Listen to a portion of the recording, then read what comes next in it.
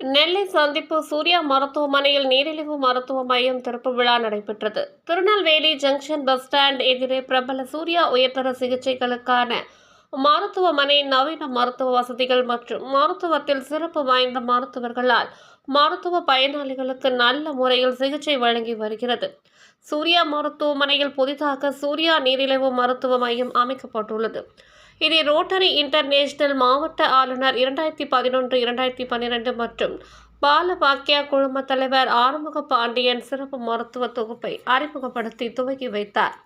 இந்த நிகழ்வில் நீரிழிவு நோயின் மருத்துவ நிபுணர் டாக்டர் முகமது ரஃபீக் நீரிழிவு நோய் குறித்தும் அதை கட்டுப்படுத்துவது வராமல் பார்த்துக் கொள்வது பற்றி விளக்கினார்.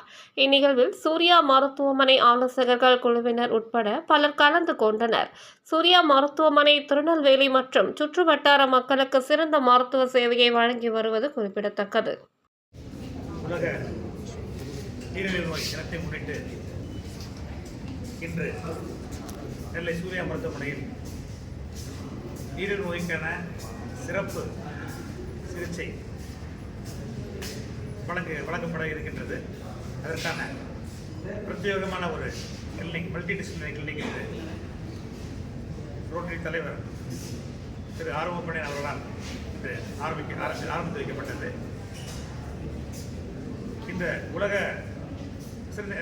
நீரிழிவு நோய் தினத்தை முன்னிட்டு சூர்யா மருத்துவமனையா ஒரு பிரத்யேகமான பேக்கேஜ் அறிமுகப்படுத்தப்பட்டுள்ளது.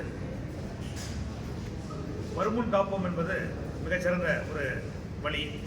அதுபோல் சர்க்கரை நோய் வராமல் காப்பதற்கு சர்க்கரை நோய் இருக்கிறதா என்பதை பரிசோதித்துக் கொள்ள அவருடைய ரத்தத்தில் சர்க்கரை அளவு 3 மாதம் என்ற சர்க்கரை இருந்தது என்பதை HbA1c அளவு, சிறுநீரக பாதிப்பு இருக்கிறதா என்பதை பார்த்துக் கொள்ள கிரியாட்டின் அளவு, அதுபோல் காலையில் இது பாதிப்பு இருக்கிறதா டயபெட்டிக் ஃபுட்,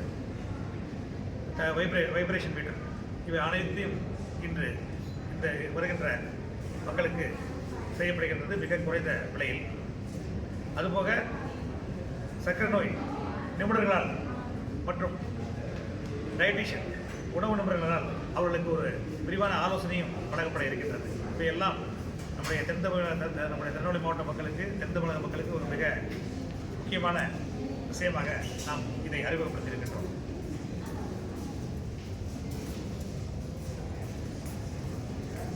சர்க்கரை நோய் குறித்து முன்பை விட அதிக மக்களுக்கு விழிப்புணர்வு இருக்கின்றது. ஆனால் அந்த விழிப்புணர்வு விஷயம் தெரிஞ்சிருக்கிறது, விழிப்புணர்வு சொல்ல முடியாது, அதை பற்றி விஷயம் தெரிகிறது. ஆனால் தவறான சில விஷயங்களை அவர்களுக்கு மக்கள் மத்தியிலே இருக்கின்றது. ஆக சுருக்கமாக சொல்ல போனால் இனிப்பு சீனி தவிர்க்கலாம், ஆனால் கருப்பட்டி நாட்டு சர்க்கரை சேர்க்கலாம். இது ஒரு மக்களுக்கு இருக்கின்ற ஒரு நாங்கள் சீனி போட்டு சாப்பிட மாட்டோம். அதே தான் சீனி போன்றது தான் நாட்டு சர்க்கரையும் மற்ற கருப்பட்டி எல்லாம் இனிப்பு தான். அடுத்து உணவு முறையில் நாங்கள் அரிசியே சேர்க்க மாட்டோம், சப்பாத்தி கோதுமை தான் சேர்ப்போமாங்க. இது ஒரு தவறான முறை. அதாவது நம்முடைய உணவு பழக்கத்தில் கார்போஹைட்ரேட் மாவு பொருளை தவிர்க்க வேண்டும். அரிசியும் மாவு பொருள் தான், கோதுமை மாவு பொருள் தான். இவற்றை குறைக்க வேண்டும். காய்கறிகளை அதிகப்படுத்த வேண்டும், நவதானியங்களை அதிகப்படுத்த வேண்டும், பயிர் வகைகளை கூட்ட வேண்டும். இதுதான் முக்கியமானது. ஆக நான்வெஜிடேரியன், அது அசைவம் சாப்பிட்றவர்கள் அசைவத்தை முழுமையாக தவிர்க்க வேண்டாம். மீன் மிகச்சிறந்த உணவு, முட்டை சாப்பிடலாம், அது கறியும் நம் தேவையான அளவுக்கு எடுத்துக்கொள்ளலாம். ஆனால் எண்ணெய் பயன்பாடு மிக குறைக்க வேண்டும், அதுதான் முக்கியம். எண்ணெய் அதை சொல்லுவாங்க, உங்கள் ஆயிலில் குறைச்சா அவங்க ஆயில் கொடுப்பாங்க. சிம்பிளாக சொல்லலாம், ஆயில்னா எந்த வகையான ஆயில்? 1 டீஸ்பூன் போதும் ஒரு குடும்பம், ஒருத்தருக்கு, ஒரு நபருக்கு. ஒரு வீட்டில் 5 பேர் இருந்தாங்கன்னா 5 ஸ்பூனுக்கு மேலே எந்த ஆயிலுமே நம்ம பயன்படுத்துகிற ஆயில் அதில் எது நல்ல ஆயில் கேட்பாங்க. நல்லெண்ணெய் சேர்க்கலாம், கடலை தேங்காய் எண்ணெய் சேர்க்கலாம், பாப்பாயில் சேர்க்கலாம். திருப்பி அந்த ஆயிலை சூடு பண்ணி சாப்பிடக்கூடாது. ஆயில் அளவை குறைச்சிக்கணும், எண்ணெயோட அளவு குறைச்சிக்கணும். இதுதான் முக்கியமானது. ஆக நம்ம அவித்து சாப்பிட வேண்டும். எந்த விதத்துமே ஒரு முறையே ஒரு சிக்கனை எடுத்துக்கிறீங்கன்னா சிக்கனை அவிச்சு சாப்பிட்டா அதில் உள்ள கலோரி குறையும். அதே சிக்கனை பொரிக்கும் போது அதனுடைய கலோரி அளவு கூடும், அதனால் கெடுதல் கூடும். எதுவுமே காய்கறி சாப்பிடவும் சரி, ஒரு காலிஃப்ளவர் இருக்குது, அதை ரோஸ்ட் மாதிரி சாப்பிட வேண்டாம், அதை அவிச்சு சாப்பிடணும். இது ஒரு சிம்பிளான விஷயம். இது வந்து தவறான விழிப்புணர்வு, தவறான முறைகளை நாம் பின்பற்றாமல் ஆரோக்கியத்துக்கு என்னென்ன வகையான சாப்பாடுகளை சாப்பிட வேண்டும் என்பதை நாம் மருத்துவரை அணுகியோ அல்லது டயட்டிஷியன் அணுகியோ நாம் சாப்பிட வேண்டும்.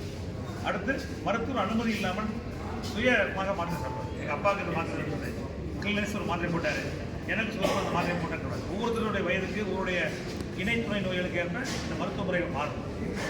அடுத்து இன்சுலின் எடுத்தால் காலம்புல இன்சுலின் எடுக்கணும். இப்போ நம்ம ஹாஸ்பிட்டல் வருவாங்க, ஒரு அட்மிட் ஆகிடுவாங்க, அதுக்கு இன்சுலின் போடுவாங்க. இந்த இன்சுலின் பயன்பாடு தற்காலிகமானது. இன்சுலின் எடுத்தால் லைஃப் லாங் எடுக்க வேண்டும், வாழ்க்கை கூட எடுக்க வேண்டும் என்பது கிடையாது. இன்சுலின் எடுத்துக்கிட்டு ஏதாவது நம்மளுடைய ஒரு நோய்க்காக இன்சுலின் எடுக்கலாம், அது ஆப்ரேஷன் மூலம் எடுக்கலாம், அதுக்கப்புறம் அந்த இன்சுலின் விடலாம். இதுதான் முக்கியமானது. அப்புறம் நீரிழிவு நோயால் மிக முக்கியமானது தான் நீரிழிவு நோய் வந்து எங்களுக்கு வந்து 300 சுகர் வந்து எனக்கு ஒன்றுமே செய்யலையே பார்க்கலாம். 300 சுகர் தான் ஒன்றும் பண்ணாது. நாள்பட்டு 300 சுகர் இருக்கும் பொழுது அது கண்ணை பாதிக்கும், சிறுநீரகத்தை பாதிக்கும், கால் பாதத்தை பாதிக்கும், இதயத்தை பாதிக்கும், எல்லா உறுப்புகளையும் பாதிக்கும். ஆகவே நாம் வந்து சர்க்கரை வியாதியை முன்னரே கண்டுபிடிக்க வேண்டும், வந்த சர்க்கரை வியாதியை கட்டுக்குள் வைக்க வேண்டும். சர்க்கரை வியாதியில் ஏற்படக்கூடிய அந்த காம்ப்ளிகேஷன்ஸ், அதனால் ஏற்படக்கூடிய மற்ற உறுப்புகளுக்கு வரக்கூடிய நோய்களை முன்னரே கண்டறிந்து தக்க முறையில் நாம் அதை தவிர்த்துக் கொள்ள வேண்டும். சரி.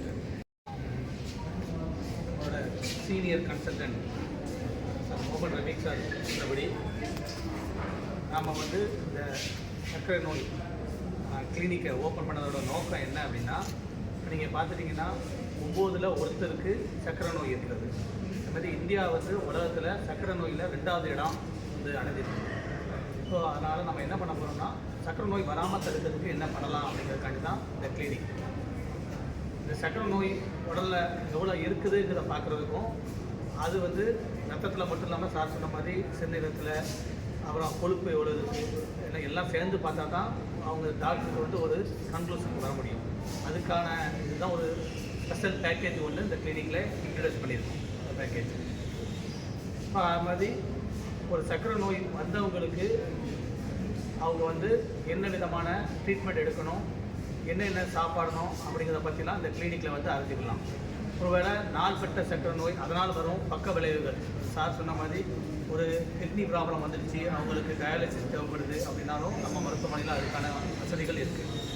ஹார்ட் சொன்னார், கார்டியாக் ப்ராப்ளம் வந்துச்சுன்னா கூட அதில் கார்டியாக் ப்ராப்ளத்துக்கான தேவையான அட்வான்ஸ்டு ஃபெசிலிட்டி சொன்ன மாதிரி கேத்லாப்பில் அட்வான்ஸ்டு கேத்லாப், அதுக்கான வசதிகள் எல்லாமே இருக்குது. அதர் காம்ப்ளிகேஷன், ஒரு நாள்பட்ட புல்ஸ், அந்த மாதிரி டயபெட்டிக் ஒன்று, இது பேர் போடியாட்டிக்ஸ்மாங்க. ஸோ அதுக்குள்ளே டாக்டர்ஸும் அதுக்கான ட்ரீட்மெண்ட் முறைகளும் நம்ம மருத்துவமனையில் இருக்குது, அவைலபிளாக இருக்குது. ஸோ அது போக மருத்துவர்கள் 24 மணி நேரமும் தீவிர சிகிச்சை பிரிவுலையும் சரி, அவசர சிகிச்சை பிரிவுலையும் சரி 24 மணி நேரமும் நம்மளது தீவிர சிகிச்சை பிரிவு மருத்துவர்கள் அவைலபிளாக இருப்பாங்க. ஸோ நோய் வந்ததை பற்றியும் ஒன்றும் பயப்பட வேண்டிய அவசியம் இல்லை, ட்ரீட்மெண்ட் அவைலபிளாக இருக்குது. நோய் வராமல் இருக்கிறதுக்கான முயற்சியும் நாங்கள் தொடங்கியிருக்கோங்கிறத தெரிவிச்சுக்கொள்கிறோம். Okay sir.